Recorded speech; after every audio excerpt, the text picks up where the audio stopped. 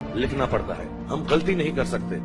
और टाइपेक्स यूज करते थे टाइप को निकालने के लिए, कभी उंगली फंस जाती थी उसकी कीज के बीच में, मगर बहुत मेहनत से, बहुत डिलीजेंस से काम करना पड़ता। तो जब मैं उस पर टाइपिंग सीखा स्कूल में कॉमर्स करते वक्त, so the only thing I realise is that practice makes you perfect.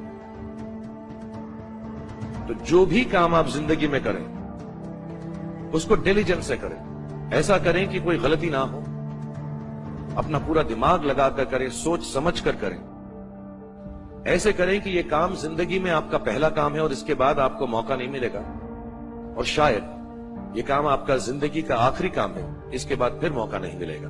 So do it with that kind of diligence.